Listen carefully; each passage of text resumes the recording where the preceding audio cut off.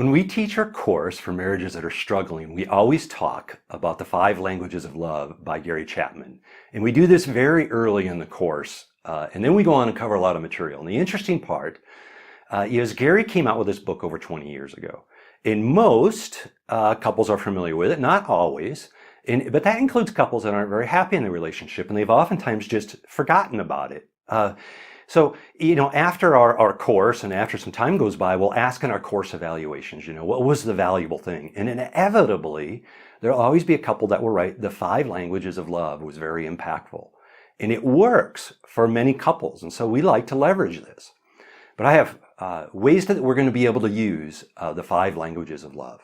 Number 1, create curiosity. When we talk about the 5 languages of love and what they are, people are curious. They want to know, hey, what's mine or what's yours? And it says some new information and they process that. And many couples don't know what their spouse's love language is, or they think they know and maybe they're not quite right. Or maybe they just haven't thought about their own actions that demonstrate love. And so people love assessments and surveys and things that give them insight. And we suggest that they go to the 5 languages website and take the assessment and see what it says. And oftentimes, very revealing, and they weren't aware. But it opens up this whole dialogue of, what should they do different to approach their partner's needs? And sometimes what one person is doing doesn't work for the other. So just bringing up this 5 languages of love creates some curiosity in couples, and they kind of get intrigued by it. But 2, it changes the conversation. And it changes the conversation away from blame and into, okay, well, what are my 5 languages of love? And are we doing very well with those or not? And it changes the dialogue into something different. So I found that it helps to get out of blame. Let me explain a story. This is one couple, Laura and Tom, and how this helped them to change their conversation. Laura, her language of love was words of affirmation, and she didn't really feel like she was given much affirmation from her husband, and she had turned very, very critical of him. And the week after we explained this, she was doing making dinner, and she ran out of milk. And Tom jumped up right away, and he said, "Hey, I'll go to the store and get milk." And as he left the house and drove away, Laura thought back, and she realized that Tom was always doing that kind of stuff. He was always ready to jump up and do something for her. And she realized that he was showing acts of service. And that was his way of showing love to her. And she thought back over their 20 years of marriage. And she came to realize that Tom had actually been telling her that he loved her. It's just she didn't recognize it. And it kind of changed her heart, and it changed her attitude.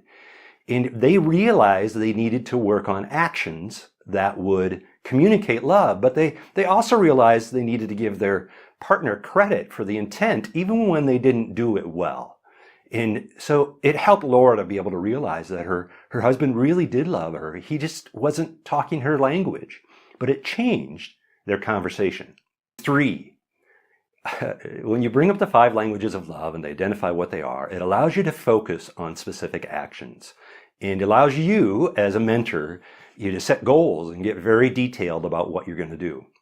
So since the dialogue focuses on what the person's love language is, it works both ways. It's how can they both show love to each other in practical ways, and both people feel good about this. And then we'll drive down to another detail level. So for example, if their love language is affirmation, it's, what makes something affirming or not affirming? Or when do you need affirmation? Is it about this topic or that topic? Are there particular times it's more important? Are there specific areas? It allows them to think that through of, well, it's not just affirmation. It's affirmation when I do this. That really helps me.